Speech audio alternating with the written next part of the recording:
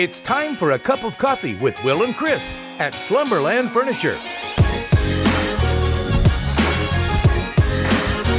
From Slumberland Furniture in Osage Beach, here are your hosts, William Holtz and Chris Schneider. What a weekend, and it's hard to believe, but football season's here, which means it's going to be a big cup of coffee. I'm Wild Will. I'm Uncle Chris. So, Uncle Chris, we got Chris Colter from Wingfest. We love us some wings. Great guy. I love me some Chris. He's greatness, man. Bike Fest right around the corner. Yep. We tie a bow on the first inaugural Cannonball Run, massive success. Plus, something's going on in the city of Camdenton in regards with Lake Aviation. We'll tell you about that. Plus, hey, is the golf complex, that Top Seekers golf style development, is that back on? I'm hearing rumors. That and a whole lot more after this. Hey everybody, it's Daryl Cunningham with Slumberland Furniture at the Lake. We're in the middle of our Labor Day sale, and it's Doorbuster Week here. What do you get for doorbusters? We have this great sectional at $9.97, and we're going to give you the ottoman for free. Not only that, we have this plush reclining sofa for $7.97, and you're going to get the reclining chair and a half for free. Come check out the Labor Day doorbusters at Slumberland Furniture, where we're bringing happy home. A cup of coffee as we wake up, in the car, or right here on Lake TV with Will and Chris. Kind of like driving, we do it every single day. But we shouldn't do it while distracted. Did you know that drivers who text are 23 times more likely to be in a crash? So keep your eyes on the road and always remember to buckle up and put your phones down. This Drive Safe, Boat Safe message brought to you by Price and Randall Injury Attorneys. Now back to your cup of coffee with Will and Chris. All right, so all that we're going to talk about this week, Shootout, Cannonball Run, big headlines in Camdenton. This is what I'm most excited about because I'm a wing guy. Wingfest 2025 right around the corner, and I got my buddy Chris Colter with us. So, Chris, we're getting ready for Wingfest. What can you tell us? Yeah, Wingfest is coming in hot. We're less than a month out. Wingfest is actually at the Regalia, which is, you guys are familiar, with the hippopotamus pool out there, the pool bar. This will be our fourth year to be poolside, September 10th. 5:30 to 7:30 at the Regalia. And again, you can get tickets in advance at any central bank location or at the door. But in advance, the ticket is $20, $25 at the door. And it's just a great representation of some of the best restaurants in the lake area. And if you like wings, like you have a buffet, you can eat as much as you want, all these places out there. So this year, how many establishments are competing for the best wings at the lake? 14. So again, this year, 14 total restaurant establishments are going to be out there.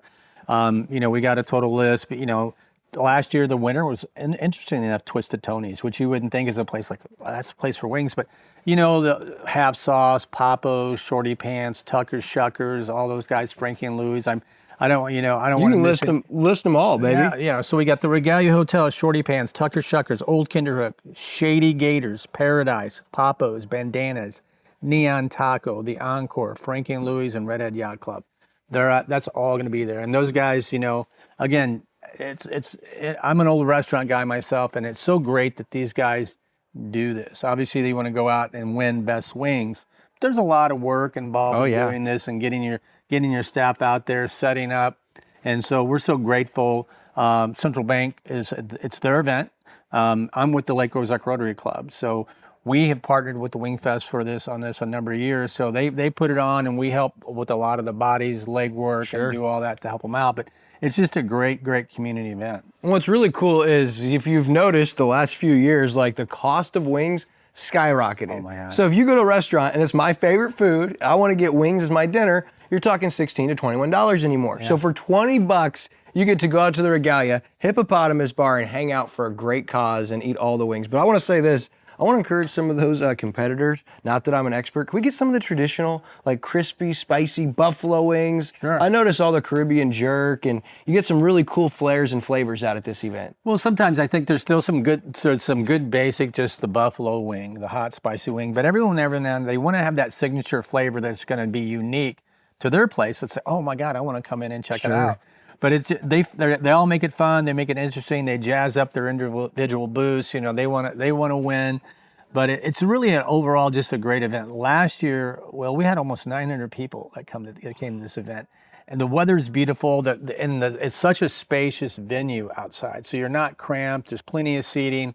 And, the Rotary Club's out there. We actually maintain the bar out there. So we basically come up to Rotary, and for a donation, you get, we have, cocktails that we provide.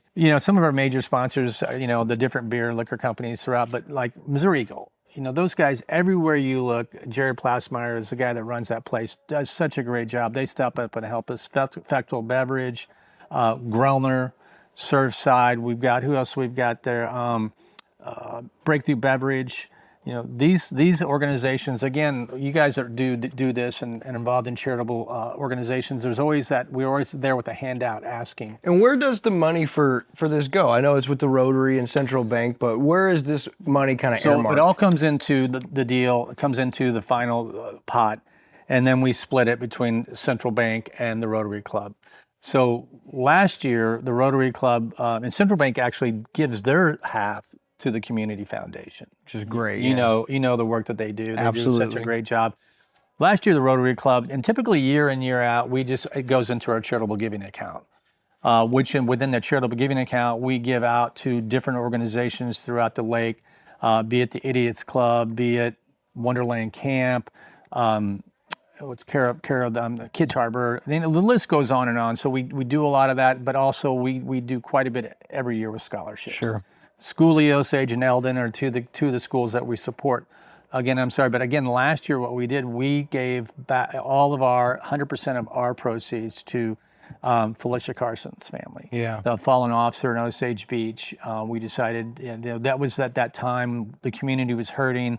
Todd Davis, the chief of police, is in our club, and we're like, he's always been a great supporter of Rotary, and how can we support Osage Beach? So this year, one of the things we started talking about it because we like the idea of designated funds to go to certain causes. And this year, what we're going to do though is donating 50% of our total proceeds to the Firefighters Benevolent Association. Mm-hmm. And those guys are just firefighters out there raising a little money to help first responders. You're familiar with those guys. Yep. Steve Lucas is one of the deputy chiefs out there that's in our club.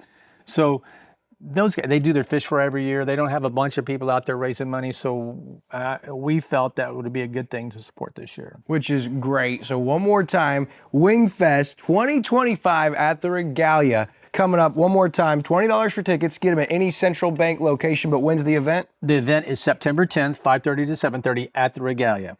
Awesome. Mark your calendars. We'll be right back with the rest of Cup of Coffee after this. Thanks, Will.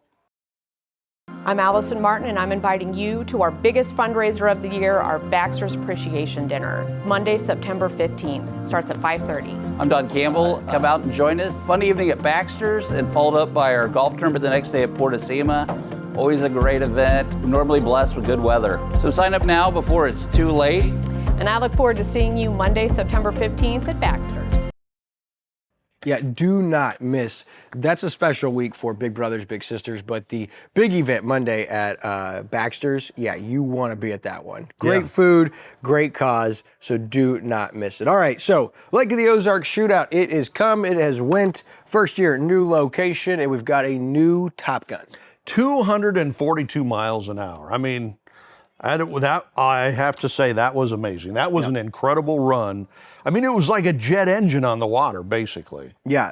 Daryl Cattell, owner of International Hot Rod Association and the Mystic. Also, Steve Curtis on sticks. You'll remember Steve Curtis. Same boat, Spirit of Qatar 2014, when they ran 244 miles an hour on the 1 mile course. Makes his return after a 10-year absence to Lake of the Ozarks Shootout, and they win the overall Top Gun. For American Ethanol, Don Onken and Mystic, they did not have their best weekend. Their reign of 10 consecutive Top Guns, it ended, but a big weekend for them nonetheless. You saw more black and gold jerseys and shirts around, and when you went down to the street party on Wednesday, for all the engines and teams and viral moments that could have been captured, the most coveted picture of the night was Don Onken and American Ethanol with John Kosker and Mystic, and just to see the Onken family and their team and Dave and Earl and Tony Badiato, no one's done more for this event than American Ethanol. So although they only ran 179, I think it's cool because we've never had to see Don Onken respond to not winning the event. So my boy Don Onken's at the drawing board right now, probably making wild things happen. And I would imagine that he'll be back on the top in future events. Such an incredible run of 10 years with Top Gun every year. It was an amazing run, but in boat racing, this happens all the time. You have a down year, something goes wrong on the boat, you can't run it the way you want to run it. So it was a down year for them, but look for them to come back strong. And how about the Dirty Duck running 2:15? Just amazing. My boy Slug Hefner in the skater, and no one more deserving. Like, Slug is such an amazing, warm character, so great to be around, and this means so much to him. And so for them to run 2:15, him and Gwen really enjoyed that. And congrats to Adam Serafine, the new driver. First time in the boat as far as event, and they're hoping for 2:05. Forget it. 2:15. I saw that number on Saturday and I said, they won the Top Gun. Right. I mean, way to go, guys. And then all of a sudden you get this other one going 2:42. Right. It's like, geez. And Rusty Williams also in the boat, an icon at the event and in offshore. So that was super cool to see, one of the biggest runs, really the second top speed. And they had the third top speed and the fourth top speed at 2:13 and 2:12. So congratulations to them. And one other thing worth noting, a local icon, Justin Wagner, DWR Doug Wright Powerboats. He rolled out the DWR 39 at the shootout. We had tested that boat with him the week before. We were teasing, we couldn't share it, 135, right? He was teasing us, like he didn't even let us know what that boat was capable of. Kong Performance, Motec involved, ECU. I'm telling you what, that boat ran. It was the fastest pleasure cat in the history of the event, 147. Wow. He ran. We got to ride that boat again yesterday after the event. Yeah. I just feel like the luckiest man on the planet. Andrew got to ride in the boat. I saw that. He saw the hasn't video. stopped smiling about how smooth it was, how it performs. And so big congrats to Justin Wagner. He was also inducted into the Events Hall of Fame. And the other one, Ray Lee, we got to talk with. And amazing. Love that guy. He is just a wonderful guy. He's going to be on a community spotlight show coming up, Ray Lee of Speedboat Magazine. But just such an amazing group of people. But there were several people out on their fast boats on the water yesterday, because we went out on the on the pontoon and they were flying by us like crazy. It was amazing. It's a little nerve-wracking, right? Yeah, it's like you think you're going fast and then one of these boys comes by. Did you see the white and black one going real fast by you? I did. Yeah, that was probably that was probably you guys. Yes, because that was so. the DWR Doug Wright Powerboats DWR 39. That boat went 147 Sunday morning, first run of the event. So congrats to Justin Wagner on just a iconic weekend, rolling out new products, really cool guy. So great weekend. And now the event that was also massive, first inaugural, Cannonball Run. Yeah. And it was a massive success, right? First year event, only a few months of planning went into this, but it was amazing. From the Speedway run out at the International Speedway, that was great on Thursday. All the live music, the fireworks, and the vendors were amazing. And yes, they gave away $50,000 to $25,000 prizes. And I was talking with Ron and Bree, and Tim Conrad, the first winner, he donated his $25,000 back to a local fire department in South Dakota. Wow. Here's where it gets cool. Kenny from Big and Rich, Big Kenny, calls in, hears about this, and says, I'm going to throw in $25,000. Let's not just put a new roof on that firehouse. Let's build the whole thing. Wow. They get the guy from, I'm terrible, but from Gas Monkey Garage, or Richard's Relics from Richard Rollins from Gas Monkey Garage. Yeah. And he's getting involved and throwing in money and getting people to get behind this event and help. And it's wild because back when the Lake of the Ozarks Shootout began, back in, I think it was the late 80s, early 90s, it began as a fundraiser to fund the local fire department that was in dire need. And so all these years later, not only does this first year event see that happen, but then Dustin Woolery, the young man who won the second $25,000 cash prize, donates $5,000 back to the event for the charities. And it's just taken off from there. So it's gonna be a few weeks, but the Super Cat for Kids auction was awesome. We were there hanging out.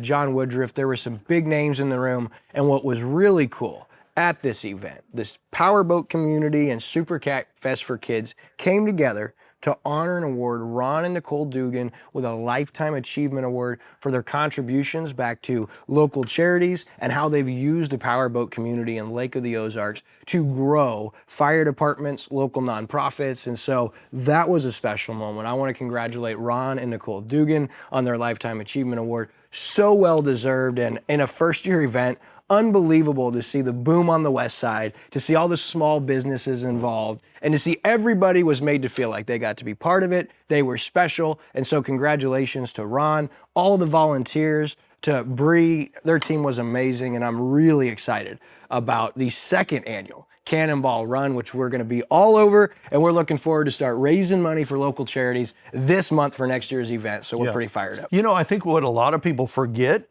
is that Ron Dugan saved the shootout.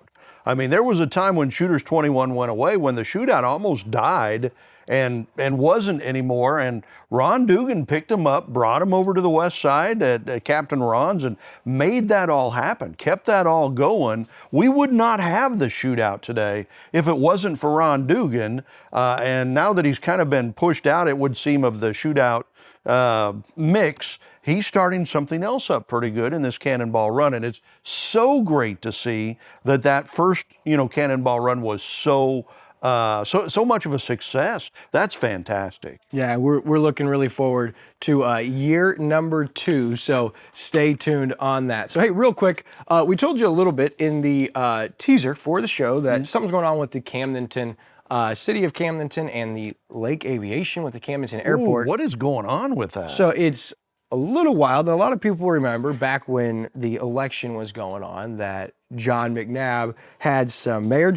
had some beef with Casey Cloak from the Camdenton Chamber, and there had been a post on Facebook, and I had responded to that and urged people to look into that because it wasn't like Casey Cloak to post something like that. Well, since then, allegedly, retaliation had begun with the city of Camdenton, and so I attended Tuesday night's meeting and was kind of surprised that the meeting kicked off with people who filled out their white cards to speak at the beginning of the meeting. Yeah.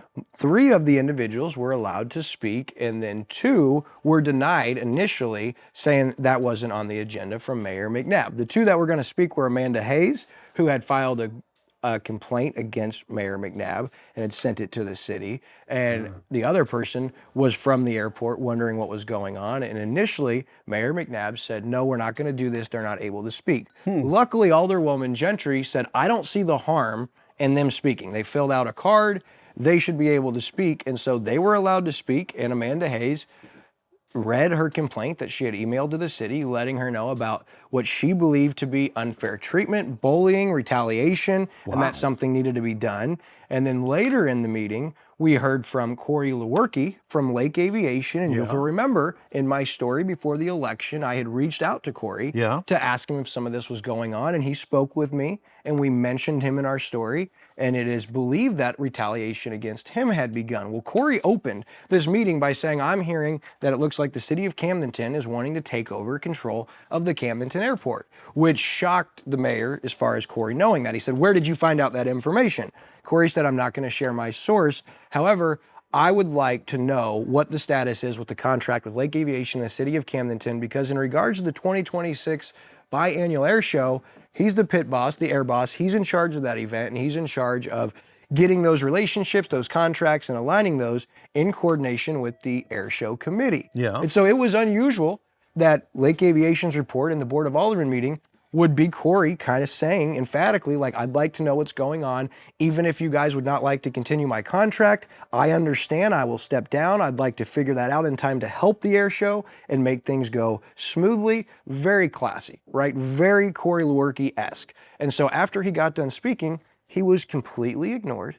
The mayor and no one responded to him. They went on to the next report. Luckily, at the end of the meeting, Alderman Eric Face spoke up in motion that they extend Lake Aviation's contract with the city of Camdenton Airport through December of 2026. Therefore, they could properly plan and execute the air show. It was immediately seconded by Daniel Owsley, alderman, as well as Alderwoman Sandy Gentry, and approved in a vote 5-1. Wow. And that was shocking for the mayor, I can imagine. Yeah. And the city administrator, Jeff Hooker. And so I've reached out to the city and asked, can you confirm that this happened? Now, I was there for the first half of the meeting. I recorded and watched the beginning, the initial denial of the speaking, Alderwoman Gentry's overruling to allow the community members to speak, all the way through Corey Lewerke's emphatic request to give him an update to the very end of the meeting. I had left when Alderman Foss' face stood up in motion. And so I asked the city, could they confirm that? And why they were not airing public meetings. It's weird that in 2025,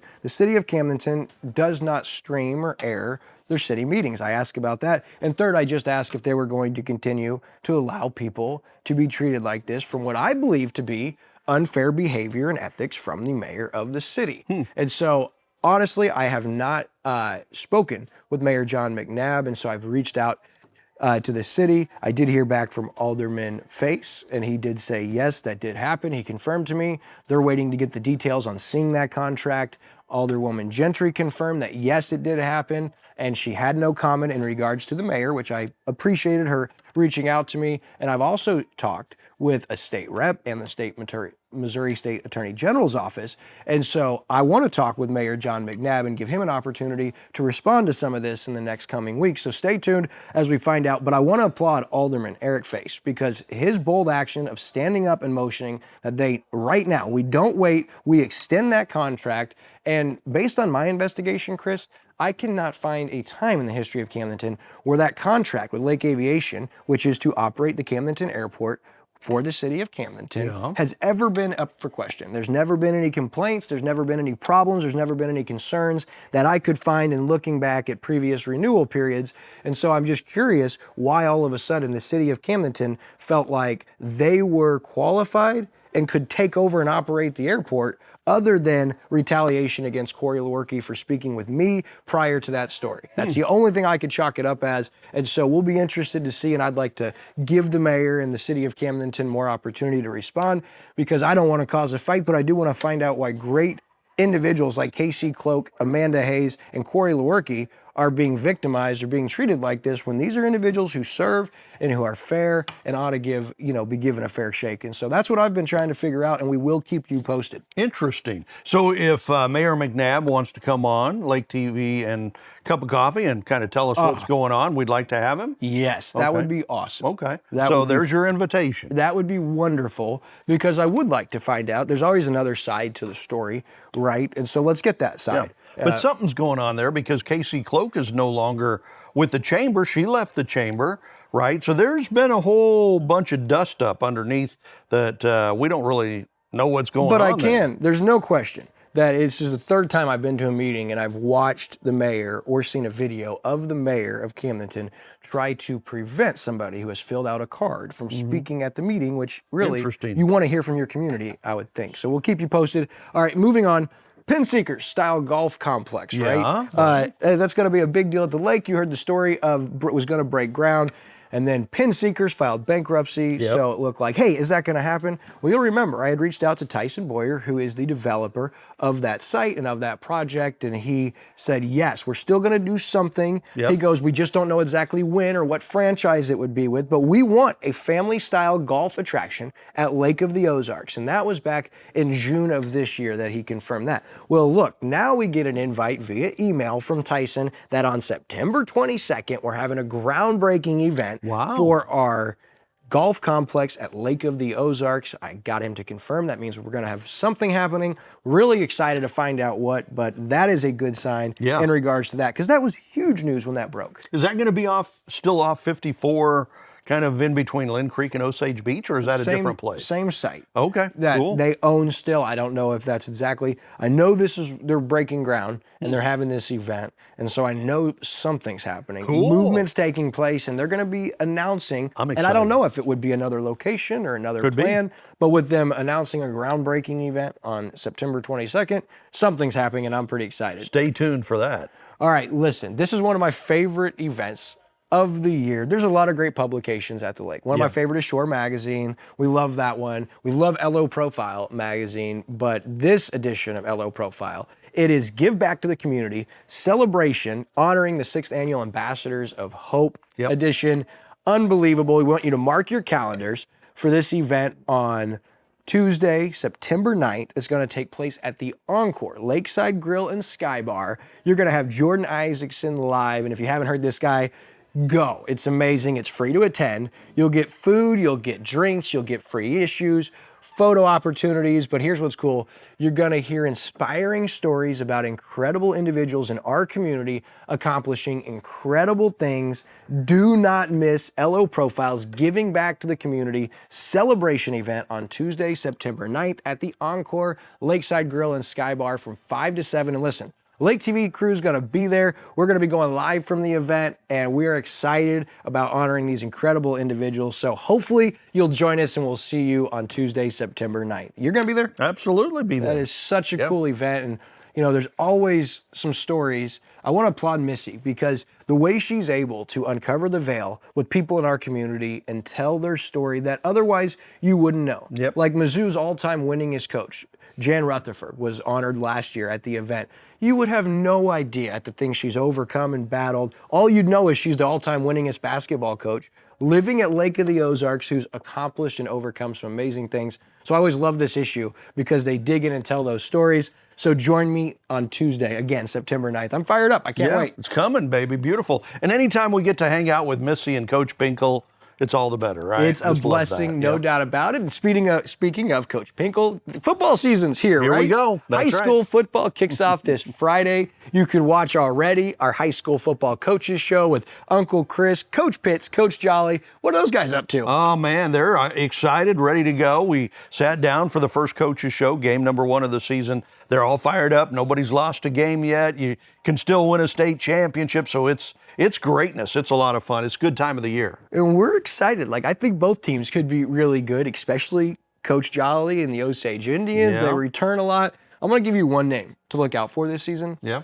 I think that Drake Williams may lead the state of Missouri in rushing yards. Really? Not only is he one of the most gifted tailbacks we've ever seen, Osage's line is unbelievable, and you put Coach Jolly's game plan in that schedule, look out. Drake Williams is going to have a season. Colleges are going to be coming after him. Just look out. Let me throw another name at you. Maverick Trusty. Yeah. 3rd year he's starting quarterback at Osage. They were ranked in the top 10 last year, had a great season. Look out this year. And game 3 on Lake TV this year is Osage against the defending state champions from Blair Oaks.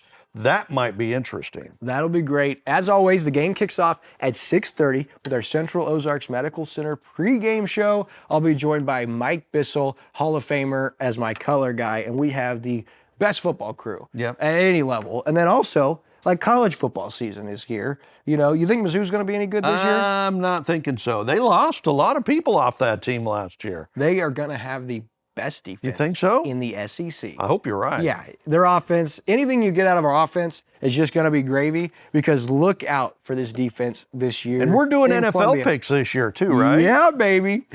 Will's off his 1-year hiatus and back on. So I want to give a quick shout out, my man Kevin Hornick, right? Yeah. He watches. He's actually won our league before. Yeah. He started as a fan of ours and has quickly become a family friend. And he actually gifted you, Andrew, and myself these incredible shirts you see on screen right here from my buddy Pat Gallup with the Gallup Map Company. Yep. Unbelievable. Pat Carroll's his name, but from the Gallup Map Company. Look at those Lake Outline button-ups. We all got one of those as a gift from our buddy Kevin Hornick. So thank you, Kevin. Thank you, Kevin. Love you, man. We love that guy. And then, of course, you said NFL, so how about my Bills? Are they going to be any good? No, they're going to suck. But so are the Chiefs, so, you know, it's going to be a wash here. We're all going to be like, NFL. All right, real quick, shortened version. Just going to share a couple scriptures for my weekly devotional. Yet the Lord longs to be gracious to you. He rises to show you compassion, for the Lord is a God of justice. Blessed are all who wait for him. Isaiah 30:18. O Lord, God of Israel, there is no God like you in heaven, above or on earth below. You who keep your covenant of love with your servants, who continue wholeheartedly in your way. 1 Kings 8:23, and this my favorite. But the fruit of the Spirit is love, joy, peace, patience, kindness, goodness, faithfulness, gentleness, and self-control. Against such things there is no law. Yeah. Galatians 5:22, 23. Mary Pat Brooks saw me this weekend at Cannonball Run, said, I love the weekly devotional, but slow down. So I shortened it this week, and Uncle Chris, it's booming on Lake TV. We're so thankful for everyone tuning in over the weekend. We had Tim Anna is coming on to the community spotlight, and he's like the Bike Fest pastor. Bike Fest pastor. He's been there for 15 years, man. Great stuff on the Spotlight Show. Don't miss that and a whole lot more, but that's going to do it for this week's Cup of Coffee.